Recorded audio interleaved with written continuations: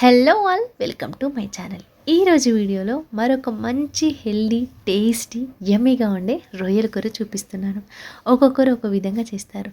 నేను చూపించే ఈ రొయ్యల కర్రీ తప్పకుండా మీ అందరికీ నచ్చుతుంది. అంత బాగుంటుంది. తక్కువ కర్రీతో ఎక్కువ మంది తినేయొచ్చండి. ఇది ఫ్లేవర్డ్ రైస్లో అయినా ప్లెయిన్ రైస్తో అయితే చాలా బాగుంటుంది.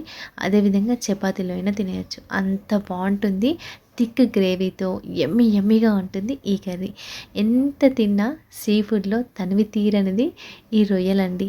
చాలా యమ్మీగా ఉంటాయి. నాకైతే రొయ్యలు చాలా ఇష్టం. దీనికోసం ముందుగా ఒక కడాయి తీసుకొని 1 స్పూన్ ఆయిల్ వేసుకోండి. ఇప్పుడు నేను ఇవి 1/2 కేజీ రొయ్యలకి వేస్టేజ్ స్పూను 1/4 కేజీ వచ్చినాయి. 1/4 కేజీకి సరిపడా కొలతలు చెప్తున్నాను. ఇప్పుడు ఒక మీడియం సైజులో ఉన్న ఉల్లిపాయ, ఒక మీడియం సైజులో ఉన్న టమాటాలని తీసుకోండి. ఆయిల్ వేడెక్కిన తర్వాత ఆయిల్లో వేసుకొని ఇలా ఒకసారి అంతా కలిపేయండి. కలిపి 50% వరకు మగ్గించుకోవాలి. అందుకోసం మనం మూత పెట్టి ఒక 2-3 నిమిషాలు మంట లో ఫ్లేమ్లో పెట్టి మగ్గించుకోండి. మీరు చింతపులుసు వేసైనా కొంచెంమంది చేస్తారు. అసలు నేను ఈ కర్రీలో చింతపులుసు వాడకుండా చూపిస్తాను. అయినా కూడా టేస్ట్ చాలా బాగుంటుంది. మీరు తప్పకుండా ట్రై చేయండి. నేను రొయ్యలు అయితే ముందుగా క్లీన్ చేసుకున్నాను. క్లీన్ చేసుకున్న రొయ్యల్లో మీ స్పైసీనెస్కి తగ్గట్టుగా కారం పొడి వేసుకోండి. మనం ఇక్కడ ఫ్రెష్గా దంచుకున్న 1 స్పూన్ అల్లం వెల్లుల్లి పేస్ట్, తగినంత ఉప్పు, అదేవిధంగా 1 స్పూన్ వరకు పసుపు వేసుకోండి. ఉప్పు, కారము, పసుపు, అల్లం వెల్లుల్లి పేస్ట్ ఈ రొయ్యలకు అంతా పట్టేలాగా కలుపుకోవాలి. దీనివల్ల రొయ్యలు చప్పగా ఉండకుండా స్పైసీగా ఉంటాయి ఇలా కలిపి పెట్టుకోవడం వల్ల. ఇప్పుడు మూత ఓపెన్ చేసి చూడండి. ఒక 50% వరకు ఉడికినాయి కదా ఇవి. ఇంకా స్టవ్ ఆఫ్ చేసుకోవాలి. ఎక్కువ మగ్గాల్సిన అవసరం లేదండి. ఇవి ఎక్కువ ఆయిల్లో ఫ్రై చేస్తే ఎక్కువ ఫ్రై అయిపోతే తీయగా ఉంటుంది కూర అని గుర్తుంచుకోండి. ఇది కొంచెం ఫ్రై అయిన తర్వాత పూర్తిగా చల్లారిన తర్వాత మిక్సీ జార్లో వేసుకోవాలి.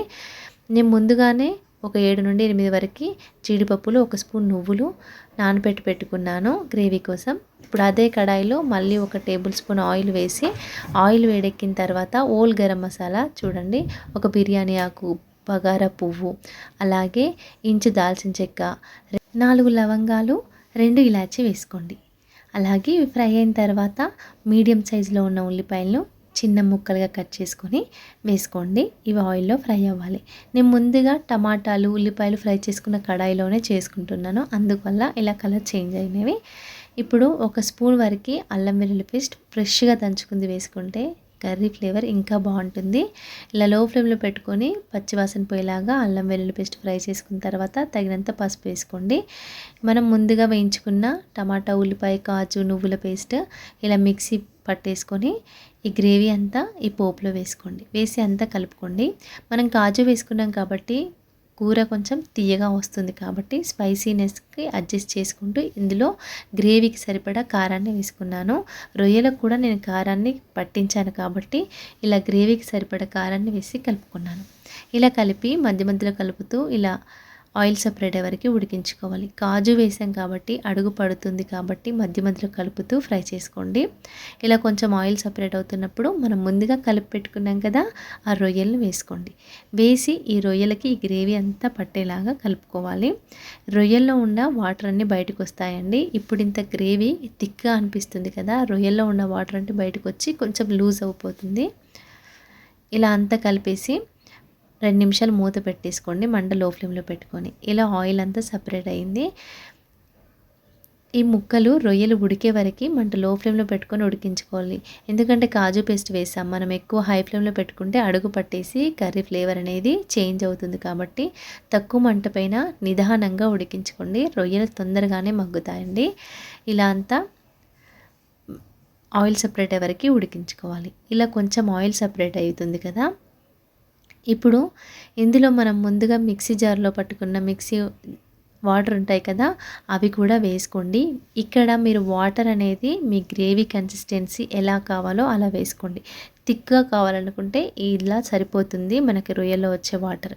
లేదు అంటే కొంచెం వాటర్ వేసుకొని అడ్జస్ట్ చేసుకోండి. చూసారా ఎంత కలర్ఫుల్గా ఎంత యమ్మీగా ఉందో. టేస్ట్ అయితే చాలా బాగుంటుందండి. నేను ఇక్కడ 1 టీ గ్లాస్ వరకు వాటర్ వేసుకున్నాను. మీ గ్రేవీ కన్సిస్టెన్సీ అనేది మీ ఇష్టం అండి. కొంచెం వాటర్ అయినా ఎక్కువ వేసుకొని అయినా చేసుకోవచ్చు. కానీ ఇది దగ్గరగా ఉండి కొంచెం థిక్గా ఉంటేనే ఫ్లేవర్ చాలా బాగుంటుందండి. ఇలా కొంచెం వాటర్ వేసుకొని కలిపి మూత పెట్టి మళ్ళీ ఆయిల్ సపరేట్ అయ్యే వరకు ఉడికించుకున్నాను నేను లో ఫ్లేమ్లో పెట్టుకొని. చూసారా, ఇలా ఆయిల్ సపరేట్ అయిపోతే ఇంకా ఫైనల్గా మన కర్రీ రెడీ అయిపోయినట్టే. మీరు మధ్యలో ఒకసారి రొయ్య ముక్క కూడా ఒకసారి చుంచి చూడండి ఉడికిందా లేదా అనేది.